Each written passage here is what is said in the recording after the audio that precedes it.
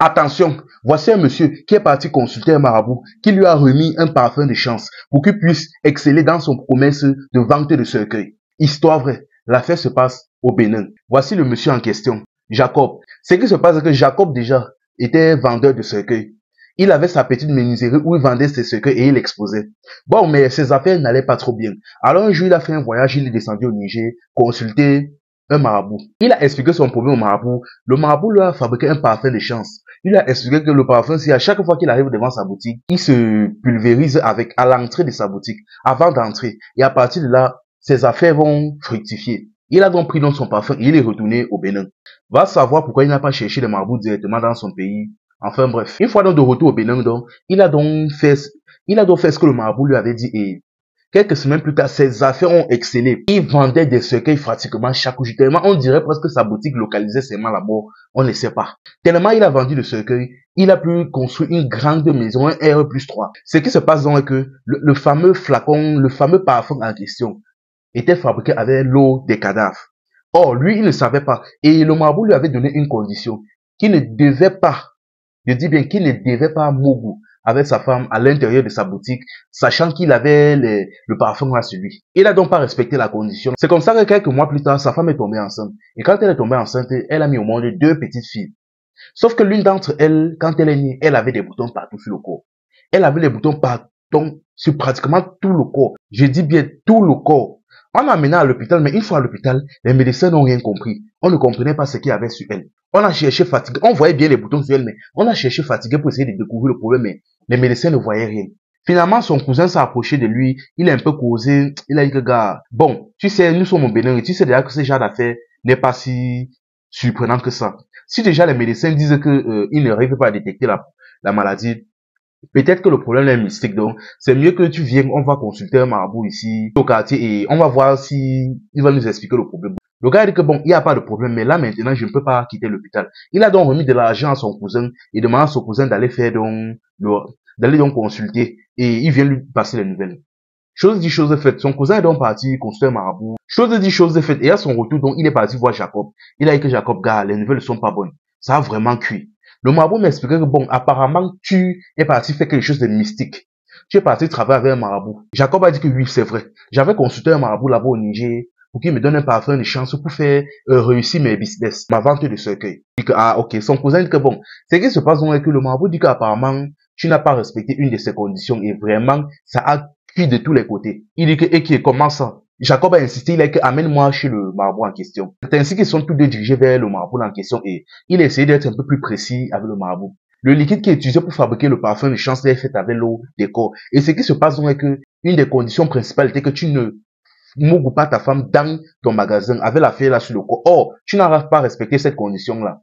Et franchement, vu que ta femme, à suite à ça, est tombée enceinte et a mis au monde, ta fille en question doit partir. Le gars a supplié le marabout, dit que pardon, il n'y a pas une solution, il a supplié, il a dit que non. Moi, personnellement, je ne peux rien faire. Je ne peux pas toucher à cette affaire-là, vu que ça n'a pas commencé chez moi. Donc, je te conseille de retourner voir le marabout en question. Tu essaies de négocier avec lui. Il a dit que, ok, il a remercié le marabout, ils sont partis. C'est ainsi donc qu'il a fait un voyage, il est parti au Niger. Une fois au Niger donc, il est retourné donc voir le fameux marabout en question, qui lui avait fabriqué le parfum. Il lui a expliqué son problème. Le marabout lui a dit que bon, tu sais, ton affaire c'est vraiment très grave. Vu que tu n'as pas respecté la condition là, et encore pire, ta femme est partie mettre au monde après ça, les esprits qui gèrent ta chance là sont très fâchés. Et là, ta fille doit sauf que partir. Le gars a supplié le marabout, il est que bon, mais il y a quand même une condition pour les apaiser. Tu dois offrir 3 cercueils à 3 membres de ta famille. Le gars dit que, et comment ça? Et son cousin était à côté de lui. Il avait fait le voyage avec lui. Il était aussi surpris. Le gars dit que, comment ça? Il dit que, mais je ne sais pas. Son cousin dit que je ne sais pas. Est-ce que les gars en question doivent être morts ou quelque chose comme ça? Le marabout dit que non. Ils doivent être vivants. Tu dois leur offrir le cercueil là de leur vivant. Jusqu'à ils acceptent comme ça. Les gars disent que, ah, mais, offrir le cercueil à quelqu'un qui est vivant comment? Je ne sais pas. On va faire ça que comment? Le marabout, ça va dire que ça, ce n'est pas mon problème. Ça, c'est la seule condition où tu offres 3 cercueils à 3 membres de ta famille ou ta fille part. C'est la seule condition là-bas parce que là, on ne peut plus rien faire. C'est ainsi donc qu'ils se sont levés, ils sont rentrés au Bénin. Une fois au Bénin, donc, il a causé son cousin, dit que vraiment la fête c'est chaud. Il a dit que, oh, il disait que, mais on va faire comment pour offrir un cercueil à quelqu'un qui est encore vivant? Le marabout là aussi, il nous propose quoi comme ça? Le gars dit que, gars, c'est mystique, on n'a pas le choix. Finalement, Jacob a proposé à son cousin que, ben, tu sais quoi, il y a quand même, si tu es même chaud, si tu es même chaud même, on peut offrir un des cercueils là même à ton père là-bas au village. Vu qu'il est quand même déjà très vieux, il est dans les 80, 90 ans, il a quand même déjà vécu. Si tu es chaud. Son cousin l'a regardé comme ça, il dit que, ah bon, donc c'est sur moi que tu es arrivé. Le gars dit que jamais, n'essaye même pas. Tellement il était énervé, ils se sont gâtés là-bas, ils ont même bagarré. Et c'est ainsi qu'ils se sont laissés avec les problèmes. Mais son cousin, par derrière, a vu que l'affaire s'y était chaud, que le simple fait de lui avoir expliqué ça signifiait déjà qu'il était très désespéré. Il a rapidement, le même jour, fait un voyage pour rentrer, descendre au village, avertir son grand-père. Il a expliqué la situation à son grand-père, la condition actuelle et le fait qu'il doit offrir le cercueil à quelqu'un. Donc, que pardon, s'il arrive que, oh, il t'appelle quoi, il cherche à t'offrir le cercueil là, n'accepte pas. Son grand-père dit que j'ai compris. Son père dit que j'ai compris. Le lendemain, donc, il a pris donc le véhicule, il a donc pris donc sa moto pour rentrer en ville. Mais en route, il était renversé par un camion de bois, quelque chose comme ça, et il s'est retrouvé en dessous du camion. C'est ainsi donc qu'on a appelé les policiers et tout, on a porté le corps et on a amené dans une morgue à proximité, vu qu'ils étaient sur une route de voyage. Mais une fois à la morgue, le corps était déchiqueté. Déchiqueté, on ne pouvait pas conserver ça. Là maintenant, comme par miracle, comme par magie, son cousin s'est ramené là-bas. Son cousin, Jacob en question, est arrivé là-bas à la morgue comme un inconnu. Il a dit que non, vraiment c'est chaud, qu'il a pitié, il a inventé une histoire saugrenue et il a offert un cercueil là-bas pour qu'on puisse mettre le corps de son cousin. Les gars, les morgueurs ont remercié le monsieur, mais ils étaient assez choqués et ils ont dit que l'affaire c'est bizarre, ils ont photographié le monsieur discrètement. Et ils se sont laissés. Plus tard, donc, quand la famille, le père du cousin de Jacob en question est venu pour voir le corps, après il a vu le cercueil, il est un peu discuté. Les morgueurs lui ont expliqué que bon, là, il a fait un accident avec un camion de bois à son retour et il y a un monsieur là qui est venu, il a offert un cercueil. Bon, l'affaire était assez bizarre mais on l'a photographié discrètement et ils ont montré la photo au grand-père. Il a vu la photo et il s'est rendu compte que c'était le cousin de son fils, Jacob. Il a été inquiet. Il dit que, attends, et il s'est présenté comme un inconnu. Il dit que oui. Le gars a commencé à réfléchir. Il a dit que, ok.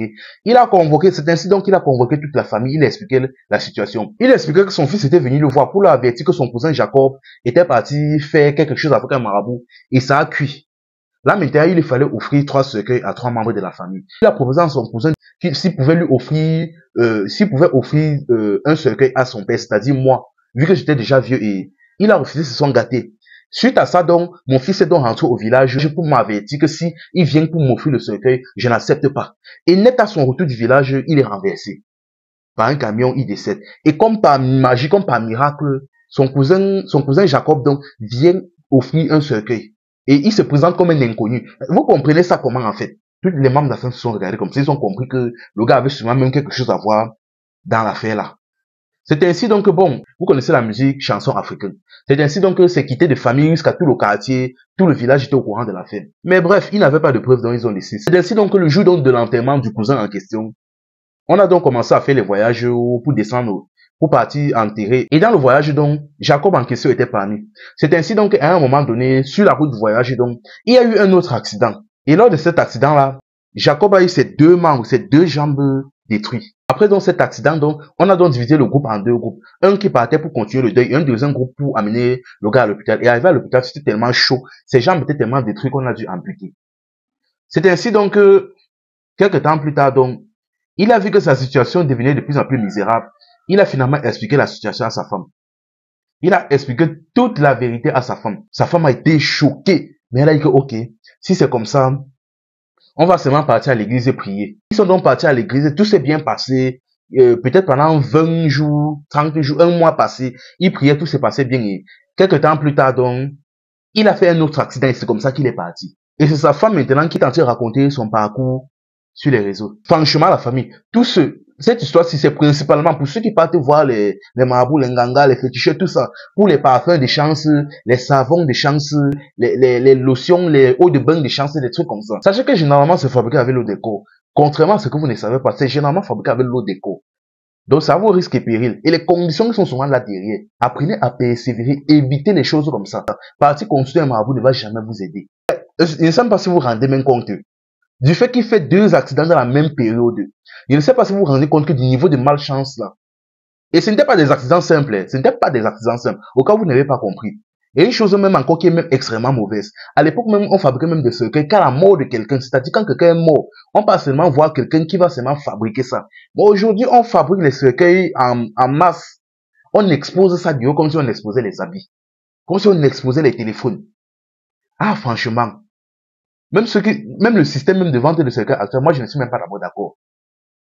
Aujourd'hui, ça c'est même la marche. On dirait presque que c'était prémédité. Vous savez que les clients qui se déversaient vers lui pour acheter des cercueils là, vous pensez que c'était quoi ça? Le système fonctionnait comment? Les vendeurs de cercueils ne sont pas si nombreux que ça. Vous pensez que du jour au lendemain, après avoir fait le parfum là, il commence à avoir des clients en masse, en masse. Donc c'est-à-dire que du jour au lendemain, il a commencé à avoir des décès en masse comme ça pour rien gratuitement. Franchement, la famille, donnez votre vie à Jésus. Tout ce que vous faites là ne va jamais vous aider. Enfin bref, c'était info et amusement. Ici on s'informe et on s'amuse.